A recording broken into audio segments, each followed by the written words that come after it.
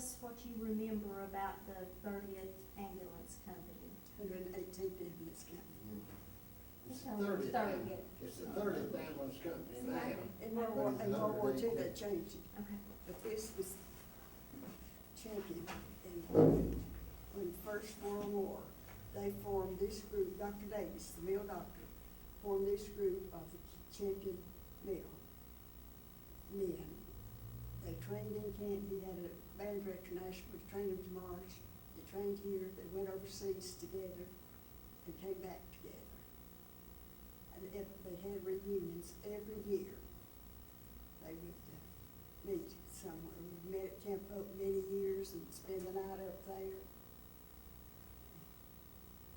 How many I do you remember that was in this company? can't remember the number. There was a big bunch. There's the picture. I didn't think to count them. But we had what we call big reunions. Camp Hope would be full of people. Well, they bring their families, of course. But we met and finally got down just maybe 8 or 10 men, 11 to come to the reunions. And we would have a dinner meeting or a banquet once a year. Men and their wives out of the old Imperial Hotel. They were a tight bunch of men. They said they were closer than brothers. And this company was brought together by who? Dr. Davis, his wife Virginia is still living next up to on Newfound Street. Not his wife, his daughter. Yeah. But Dr. Davis formed it and went over as the medical doctor. And you as a child remember going to Camp Hope with some of the other Snow Harbor group? It was a big group of the ambulance company. And they went, well, every year we had it somewhere. But during World War II, the first meeting after the war started, those men could not talk for crying. They'd just be standing out there crying. And they decided not to have another meeting until after the war. And then it started back again. And we'd meet at the Pickety Park sometimes, and up the Morning Star Methodist Church had a hall they would let us use. I noticed in the log that there was a note from Mr. Robertson, thank you. Would you read that? Devices.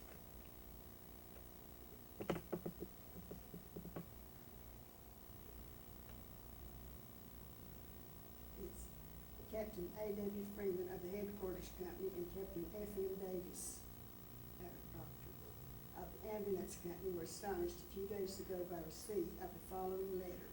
Captain Arthur Freeman, Headquarters Company, Captain F.M. Davis, Ambulance Company Number 1. Sirs, we desire to express at least some slight degree of our appreciation of the loyalty and unselfish patriotism of the young men who have volunteered with ambulance and headquarters companies. Many of these young men were highly esteemed members of the Champion family, and we know that the national service will spell considerable sacrifice for many of them. We are enclosing herewith a check for $500, which is to be expended by any way the men desire. We presume they will find this fund convenient to draw upon for additions to the regular fare while traveling, etc. We can assure you that the boys here at home will watch the progress of the company, the ambulance company, and the headquarters companies with pride and enthusiasm, and with the earnest hope of an early and victorious return. Yours very truly, the Champion Paper and Fiber Company, Ruben B. Robertson, General Manager. Thank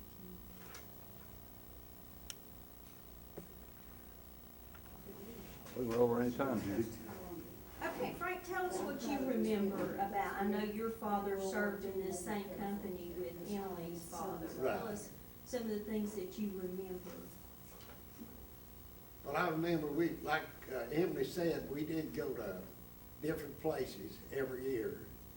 we went to Camp Hope, I guess, more than any place else that we went.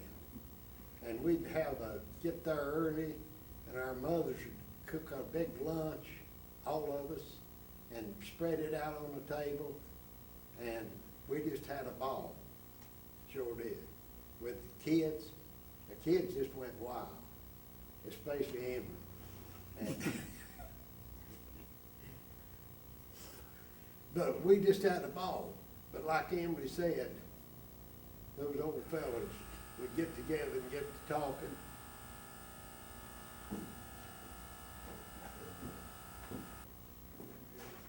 Well, we don't know. You was eating popsicles at Camp Hope. Huh? You was eating popsicles at Camp Hope. Yeah. Well, the company furnished, we'd have a big band, and the company had furnished the lumber and built us a dance floor. And of course, Emily and I was young back then, and I think we got out and sashayed around a little. But They would let us on the floor. But anyway, they had a ball, I'll tell you. But all them old men, they'd get together and get to talking some, and it was bad, especially after the war started, like Emily said. It was rough on those old men. But they met after a lot of them died out, of course, and it got down to where there wasn't many coming. Because the last time we had it, I think, that I can remember, was up at the church up Dutch Cove. And their fellowship hall down on the side of the road wasn't very big. And seemed to me like that's the last time I remember us having it.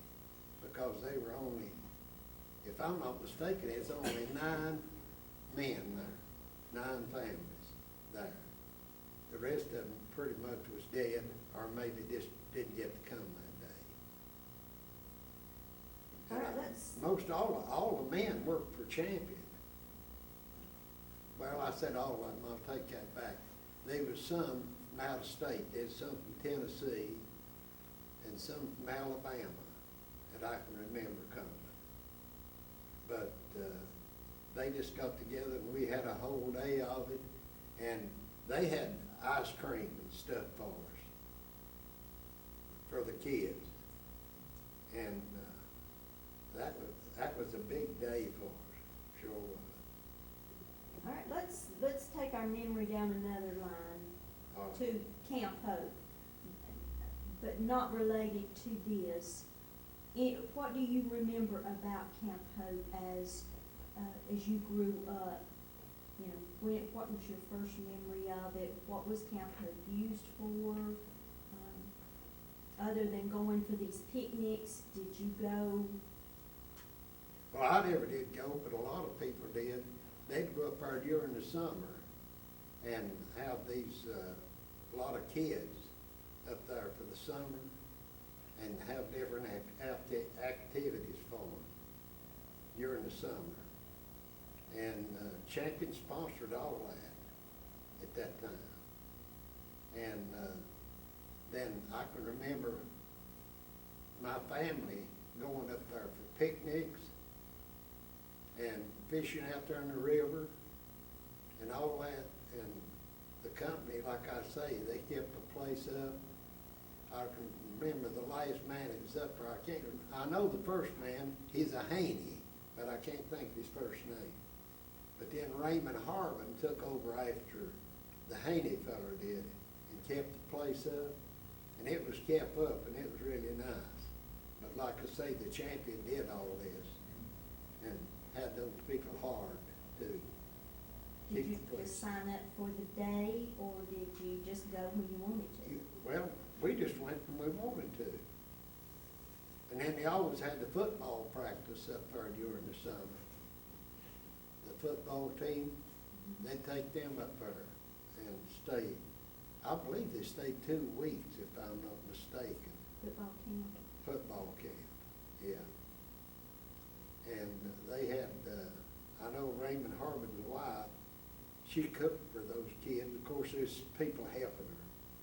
But she cooked for those kids up there in camp. that was a good thing. And it was connected with the Y, the old Y over here, is connected through that, where they got the kids to go and go up there. And I don't, best I can remember, I don't believe they charged those kids anything at all. Champion furnished the whole 9 yards. And I'll tell you, it's changed back from the old champion. Sure, things have sort of changed. Because champion done a lot of good. Tell us about the company store, what you remember about the beginning of the company store. Oh, okay.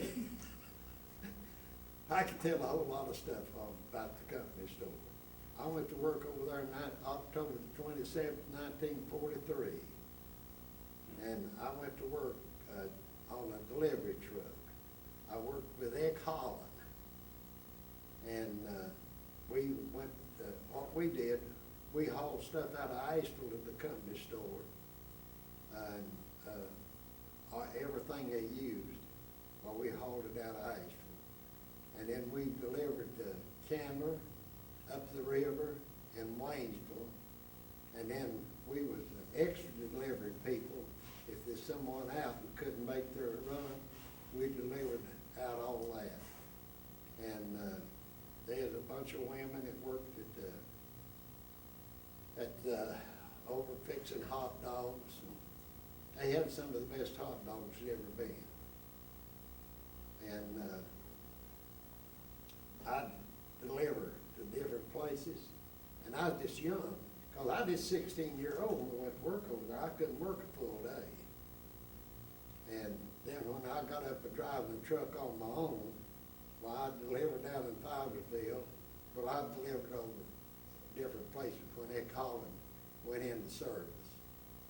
I took his place, and I'd go down to Fiversville, and a lot of these girls lives around here now. Janice Morgan up here is one of them. I'd go down through there, and she's just a little bitty thing, and I'd take them candy and give out to them. She could tell you all about it. And the Murs and the Goosebys and all that lived down in Fiverville. But when I went over in Wellstown, like over there on the other side of the food line now, up in that holler, well, I'd start up through there, and the ladies would come out and holler, "Get your young'uns out of the road. Here comes that old Ford boy."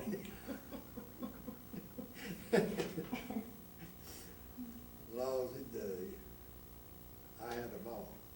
How about the YMCA? Yeah, I had a good time at the YMCA. I was a caller for the YMCA square dance team to start out with. I called the square dances till, I forget what happened. I think I went into service or something, and Red Obster took over as a square dance team. And Mrs. Marie Bell, she was over the square dance team. And we went all different places and danced. And one thing, no, I won't tell that. I was going to tell what happened over when we had the festival over in Asheville every year. And we went over there and danced, and we had a ball. You can edit this out, old buddy.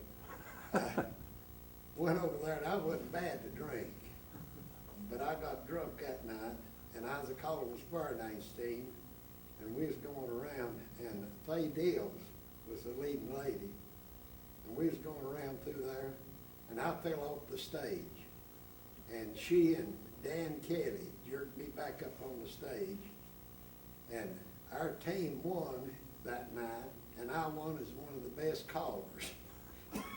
All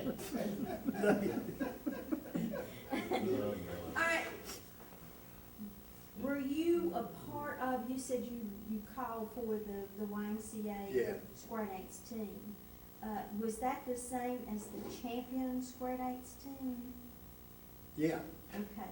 Yeah. That group, played or danced with, the Smathers Band, the Luke Smathers Band. not a whole lot, but, while I was calling, it's Fred Carpenter's band. Okay, so was the Smathers Band before them? I know there's a picture. No, I believe the Smathers band was later. Later, Yeah, I believe now, that may not be right, but I think that's right. okay. But the Fred Carpenter band is the one, we went to Florida and different places. And we had a good time and everything was really nice. Miss Marie Bell and then,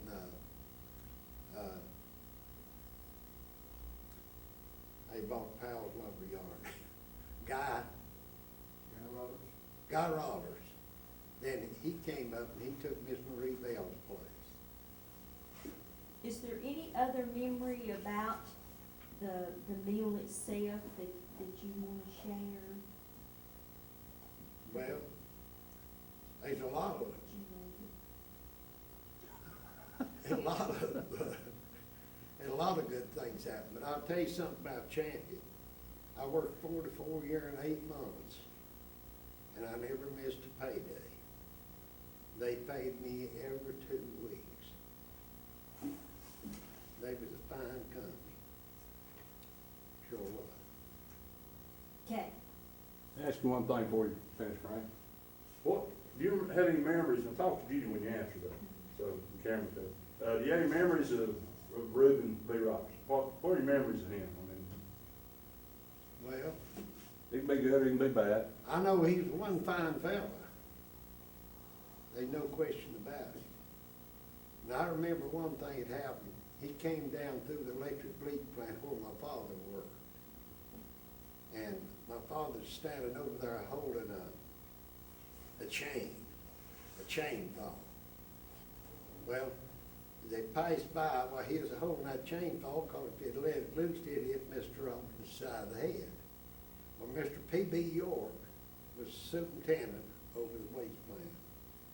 And he blessed my dad out there in front of Reuben Robinson. He told him, he said, get to work, let that chainsaw go.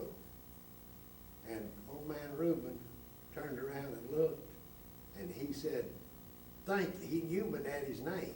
He knew the biggest part of those old fella's name. And he said, Jess, I appreciate that, because said that thing had hit me in the side of the head, and Mr. York got a chilling. I will edit Mr. York's name out of that, but I'll put the story in there. Yeah, that's it. And anyway, all in all, I went to work up in the finishing room. When I first went to work, I was with Bill Williams' gang, and I worked all over the mill. I worked at Jack Pine, I worked at the wood room, I worked in the smelters.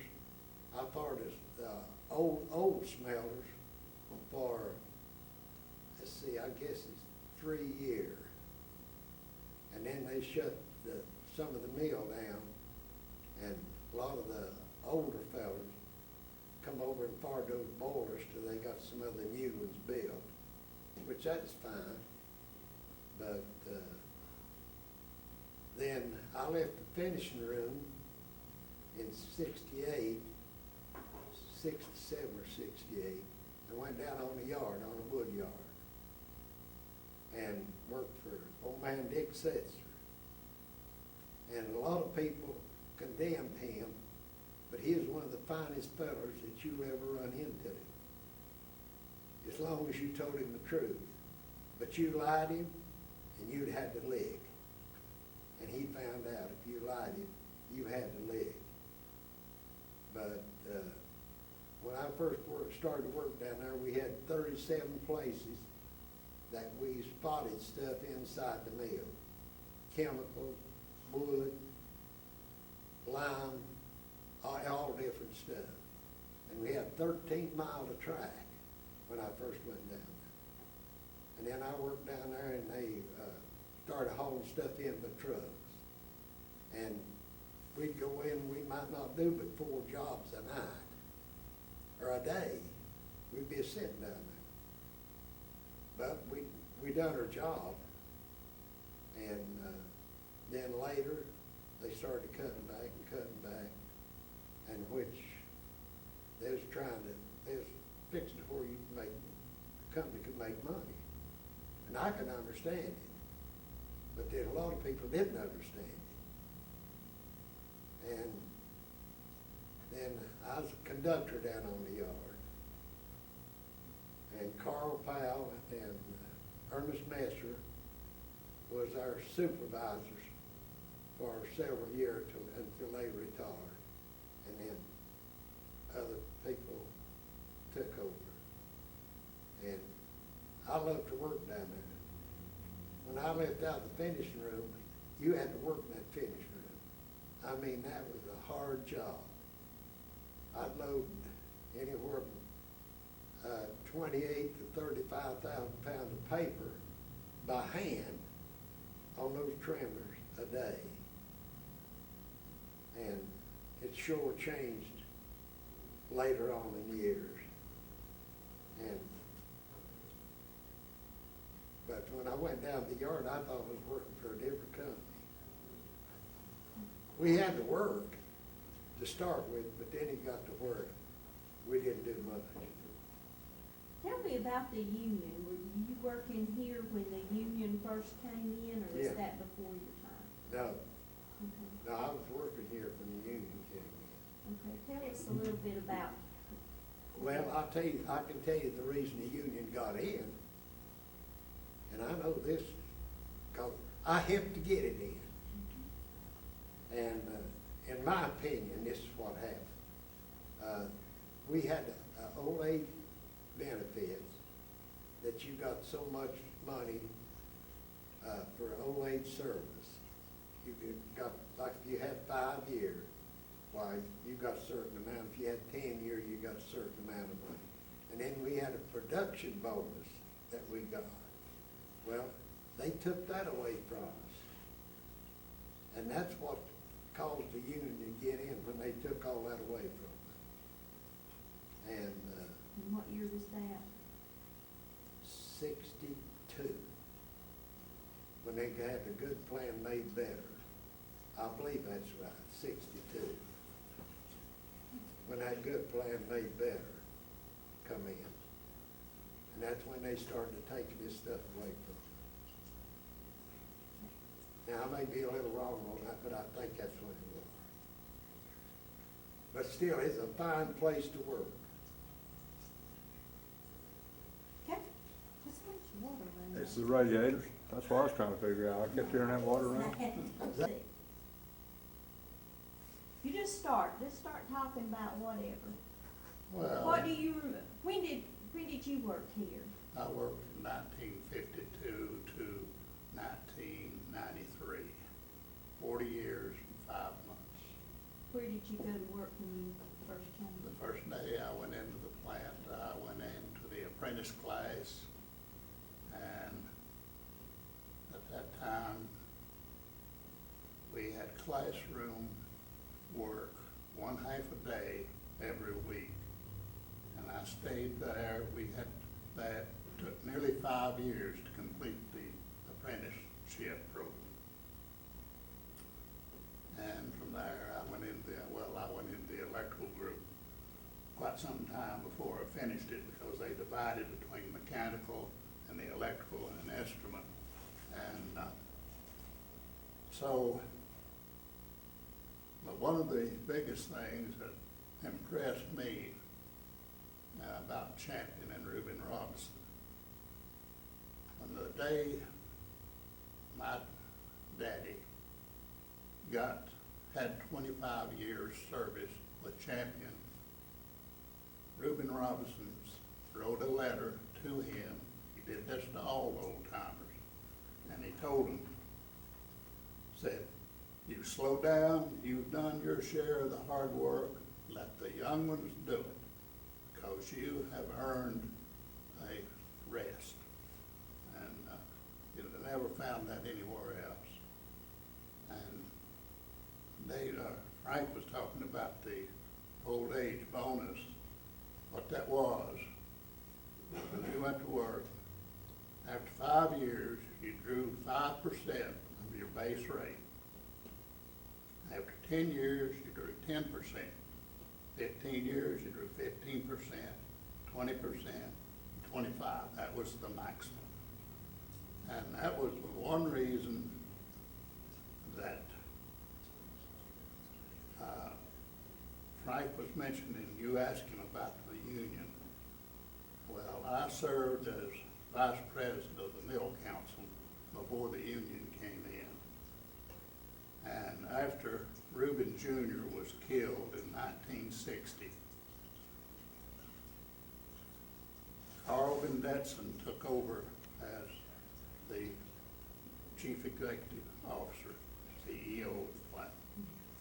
And he knew that there was going to have to be some changes made to get it back making money, because at that time it wasn't making money. So they couldn't figure out any way to get rid of the age service. And so they had defeated the union several times. But they decided they needed the union, because the union would have to write a contract that would have to eliminate the age service bonus. And so that was sort of a stressful period back during that time, because as I say, I was on the mill council. They cut employees. There was a lot of people that would come to work and they'd be pulled out of the cart line, and so you're no longer going to be able to work here. But that was some rough times the Champion went through. But they got back on a paying basis. And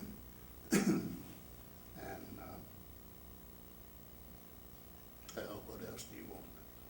Well, let's talk about Snug Harbor. We've not talked about Snug Harbor. Tell us, you know, what you remember Well, about what it was set up for. My and- first memory of Snug Harbor was that there was a white house right down below where the ball field was. And Reuben B. Robinson, they fixed that house up, and they invited any old retired champion to come down there. And I mean, it was every day back then. It wasn't just any day. Any day they'd go down there and they'd play checkers, cards, whatever, just sit around, shoot the bull, that type of thing. And, you know, another thing, one of my fondest memories about Champion, way back years ago, in the maintenance department, my dad worked in the maintenance department. And once every summer, the maintenance department had a picnic over at the old recreation park in Asheville. And everything was free. We'd go over there and spend the day and have a ball. Didn't cost us a thing. Now, one of the other things that I might mention was Champion supported fast pitch softball. They supported other sports, but I was acquainted with fast pitch softball.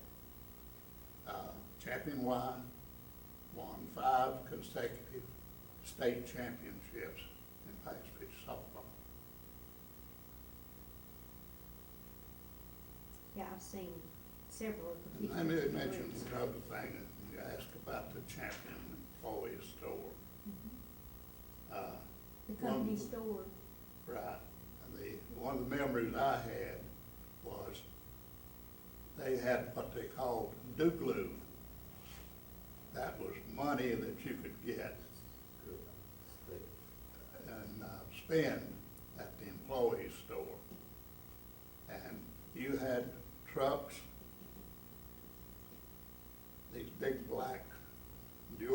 wheel, rear wheels, and they delivered groceries.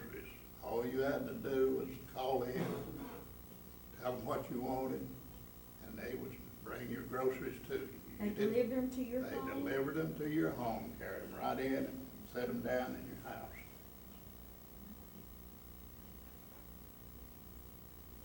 Some of the programs that Champion has supported over the years too is the Christmas basket program Oh, yeah. and the children's, Christmas programs. I helped deliver those several years. It was, you never knew how much poverty there was right around in this area till you started delivering those baskets. And I mean, they were packed full. And let me tell you one thing about Camp Hope. I done went to Camp Hope for 2 weeks when I was 12 years old. In other words, no, it wasn't free, but it was very little cost. But you went up there and you had the counselors and everything. And I know Jack White happened to be the counselor of my cabin. Well, I went up there and I took, I think it was a couple of blankets.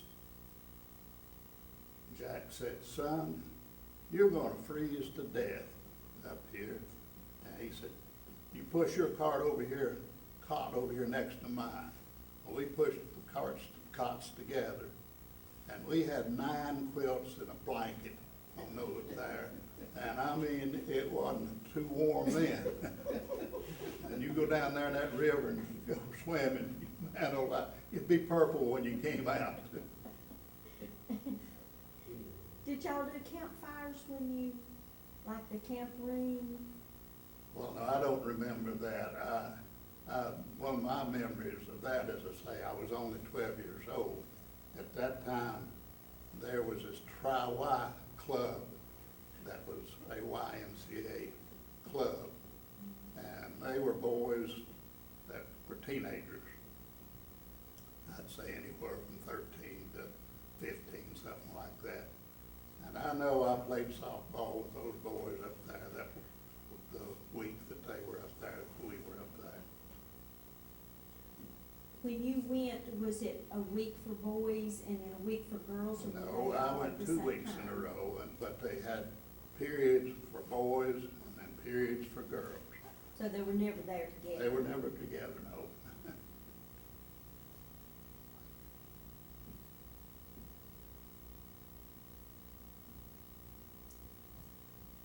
Do you have any special memories that you want to share of just work memories or times that the Robertson family touched you in some way? Well, I can remember seeing Reuben B. Robinson coming around the plant there in a golf cart, and he would stop and speak to everybody. He was very friendly. Well, what, if you had to just kind of make a statement about it, how do you think people felt about Ruby? What do you think the employees felt overall? Oh, they thought the world of him. And I don't think you would find a man in industry at that time, or even today, that thought as much of his employees as he did.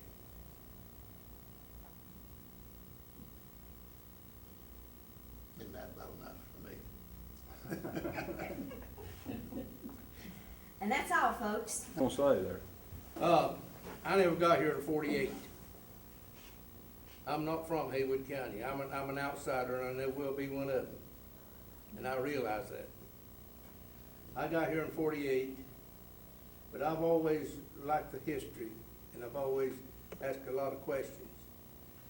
And this 5% bonus that they were talking about, the reason that started, this was a farming community when Champion came here in the beginning of the 1900s. My daddy-in-law, and I've heard him talk about it a lot, people didn't want to work for industry. And they'd come in and work a little while, then they'd go back to farming. So that's the reason that they set up this service bonus to get people to work. That was the beginning of it. That was the beginning of it.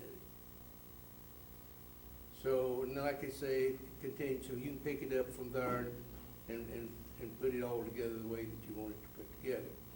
Now, the company store was it was in full swing when I got here in 1950, 49, 48. They sold gas. They sold chickens. You could go down and pick you out a chicken. People brought chickens in. People would come in to work of a morning, and they would leave a grocery list. They had a place they could turn it in, and then it was delivered on certain days, and it held it out of your pay. Held it out of your pay. Yeah. You could buy gas, you could buy chickens, you could buy any feed, you could buy about anything, handled everything. And they had a clothing store over there, and they handled the best of clothing too. There's two people worked over there on the clothing end of it. And then they had the grocery end of it, and then they had the fountain end of it. Dan Owen, I'd say he's made this room full of hot dogs. People go up there, especially us people in maintenance, you got 2 dogs buying a pint for lunch. That's what you got, 2 dogs and a fried pie and a pint of milk for lunch. Milk was 15 cents, hot dogs was 15 cents, and pie was 10. Now about pay, they paid every Friday, and you received money. You got a little check, you got on Wednesday or Thursday one. I guess you remember that, Ed? Was you here when they done that? Oh, yeah.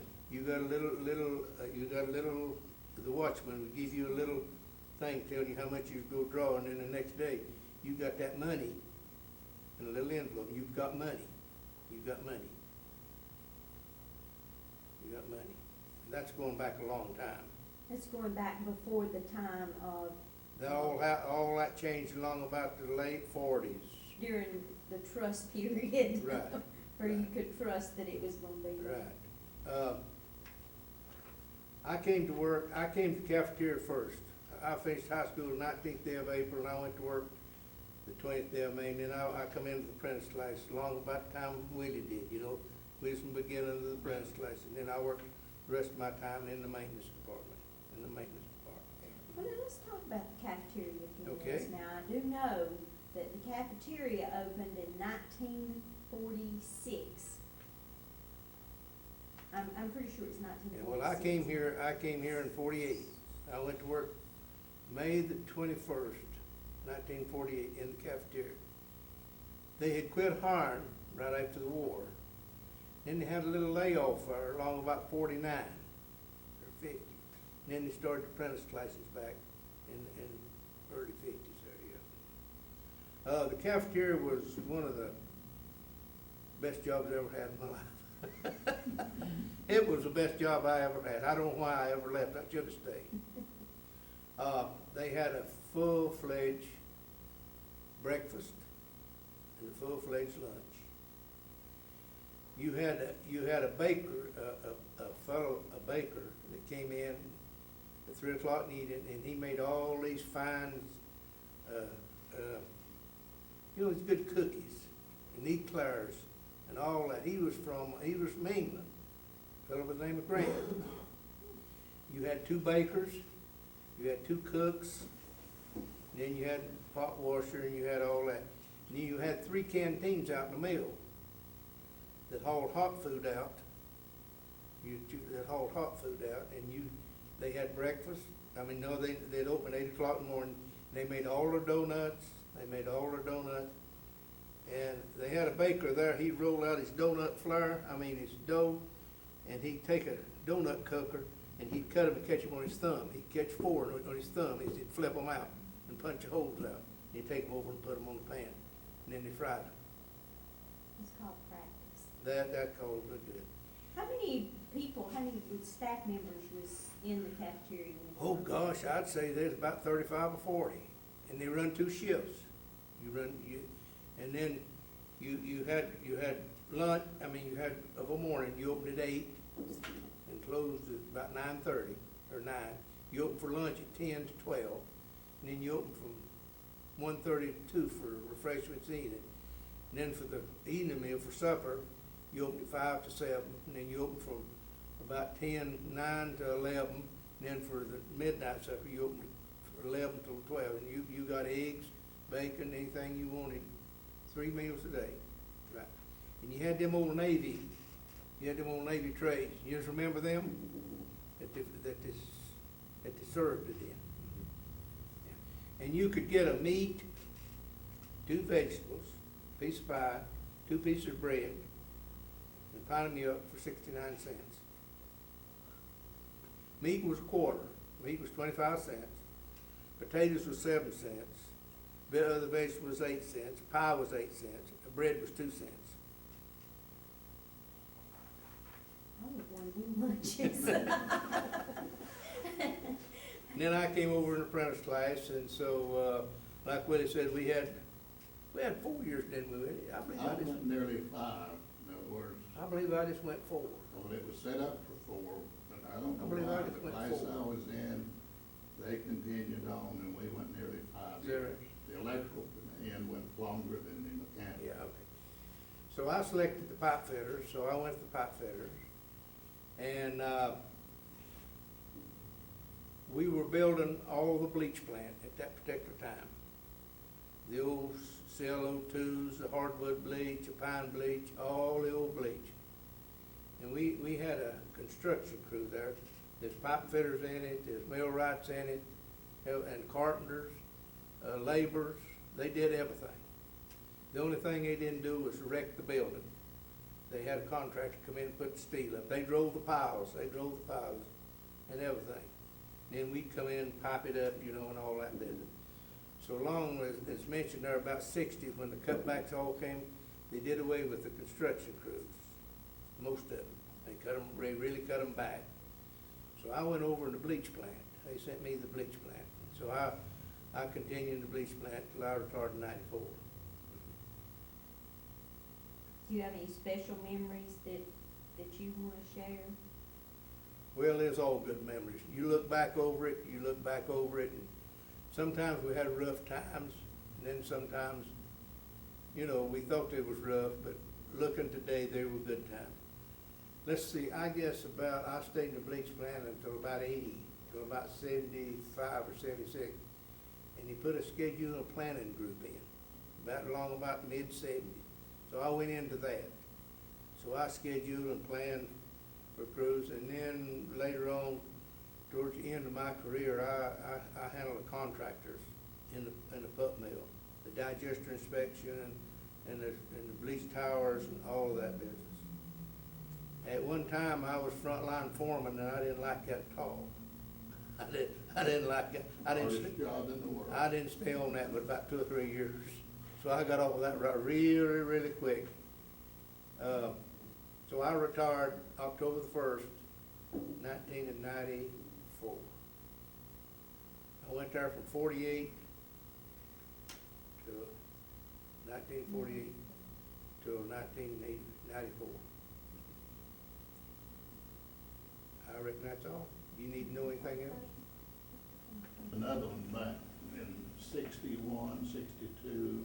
That's when they did away with the That's when they construction. got rid of all the drunks. Yeah. They got rid of a whole lot of people, that's for sure. They laid 500 off there in 48 and 49. Yeah, now let's see, I believe I come in apprentice, I don't know when they started it back. I worked about 16, 18 months at the cafeteria. And I got my time back at the cafeteria. They gave me my time. Okay, Mr. Ed, if you'll tell us when you started, how long you worked with us. Judy, once this thing starts smoking, we're all right. Okay, And so far, it I ain't smell smoke. smoke, I'll holler. Smell smoke, holler at it. okay. I met Bradburn and, I started to work at Champion, in the 1st of June, 1940. And, most of my, 40 years that I worked with Champion, I was in the what we called then the upper end of the mill, which is the finishing department. And there was a lot of the good things that I remember was especially whenever I started, we only got 2 weeks vacation. And when I retired, we got even up to 6 weeks vacation. And I thought that was so wonderful because we had started taking our vacations in Florida. And we had the extension of those longer weeks toward the last part of my employment. But I will say this, for Champion, it was a good place to work. I knew what it was to work, even before that I went to Champion, because I was making the plugs for the end of the paper rolls, working with Bill Whiting. And I learned to work and to really enjoy my work. Although some of it, of course, was pretty hard at that time. I know that most of the hard, back-breaking type of work is taken over by all kind of equipment that has been replaced down in the mill now, that at that time so much of the paper was handled by hand. It was certainly a joy to all of us whenever Friday came and we had a 2 weeks pay, and at the time I started to work, they paid in cash money. You got your money, not a check, but your money.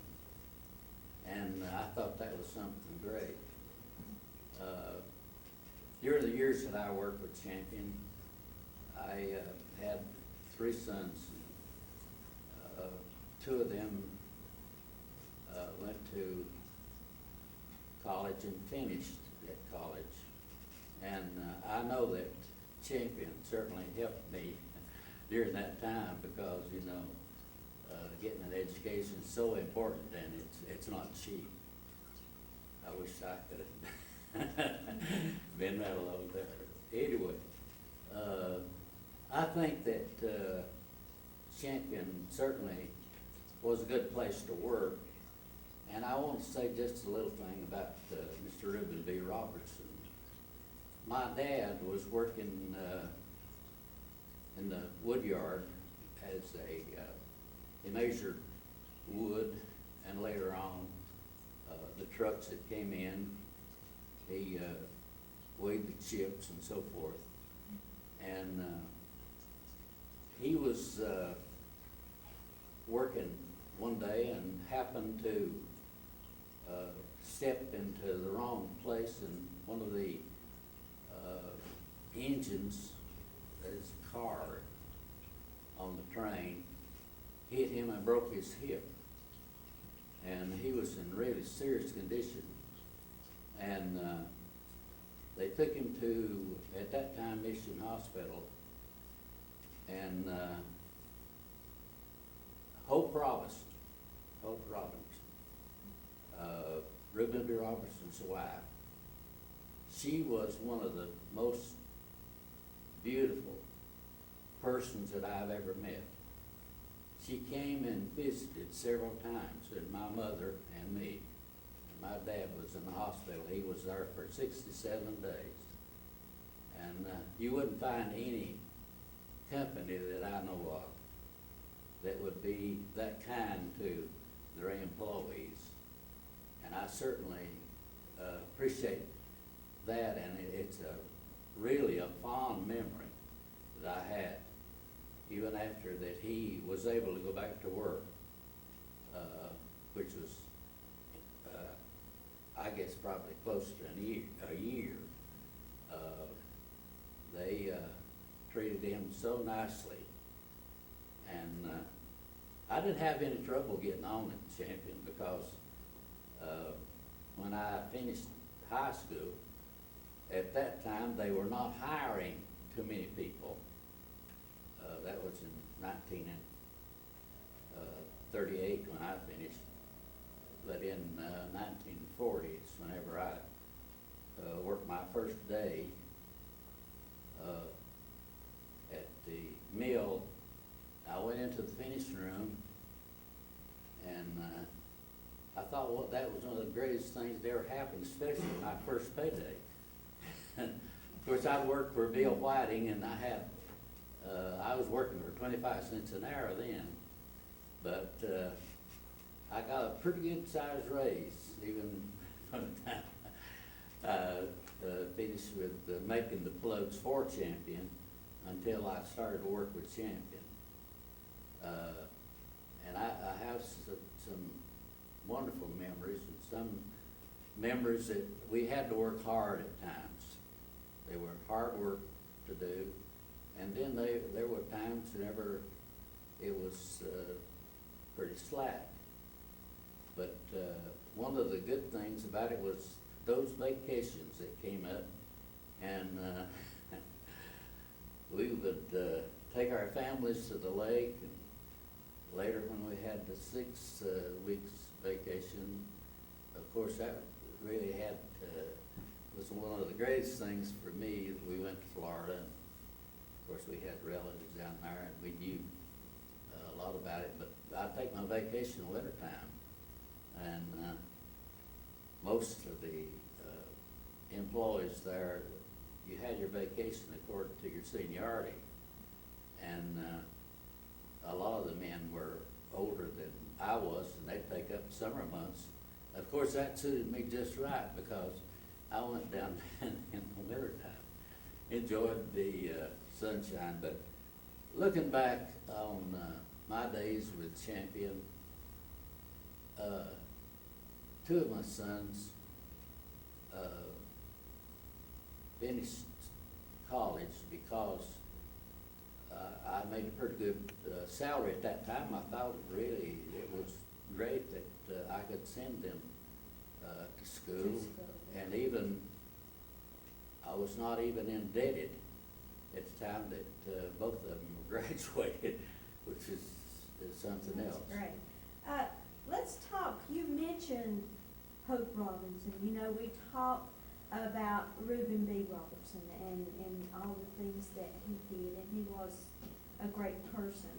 But, you know, we all know that behind every good man is a good woman. True.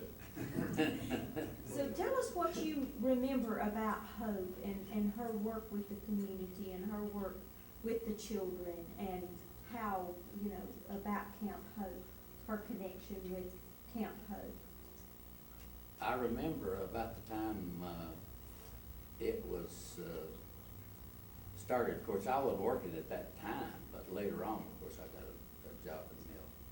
But she was very instrumental, I think, in getting Camp Hope started, and of course, it was In 1920, I believe. named for her. And many of the children in the Canton area, their relatives that worked with Champion, their kids went up there during the summer to summer school or vacations, I would call it. And my sons did also. Hope Robinson was a very fine lady, and our greatest memory, or the fondest memory, I think, was about my dad. Of course, I told you a minute ago about how that he got injured. She had a heart, I think, for people, as Mr. Robertson did. And I like to work with Champion because of the employees. I'm changing over now to going back to the employment and my days at Champion. I met some wonderful people the 40 years that I worked down there. And I think the people that you work with was one of the most wonderful memories that you could possibly have when you look back on it. We worked hard. We made a fair amount of money, and we were able to live even above the average, I guess, of the salaries that people were used to in western North Carolina, especially Haywood County. Okay. Are we getting close now? You got a short question, that'd be fine. Let's- Is there any one last thing that you can think of that you'd like to share? Well, I enjoyed the parties that we had. They first started with the 5 years service, and we all went together up to Camp Hope and had a big party, and we ate like horses, I guess. And we just had a wonderful time. Then you went to the 10-year, and also as you graduated from the 5, 10, 15, 20, also you added a week of vacation up to, I believe, about 6 weeks, if I'm not mistaken. At the time that I retired, I know we'd get 6 weeks vacation. Okay. All right. Thank you, sir. That'd be a good place to change the Yeah. tape there. I know that's all. Harry Fincher would usually get her vote, but if Harry wasn't there, I waited on her. And she wouldn't let you go in the back and get anything for her. If it wasn't outside, she said, if there's not good enough stuff out here, then I'm not gonna get it out of the back. Well, so And she she took would- what everybody else took. That's right, she wouldn't let you go in the back and get nothing for her. She got what was on the counter, or what was on the vegetable racks. She And got that was it, that. and she wouldn't go. She didn't wouldn't want to be let you- treated special in That's other exactly words. right. And All right. she was one fine lady. And one thing about it, at one time, and it's been it's no longer that way. But at one time, all you had to do anywhere, western North Carolina, if you were wanting credit or anything, you'd say, I work at Champion. They didn't question it whatsoever. You got credit. How are you?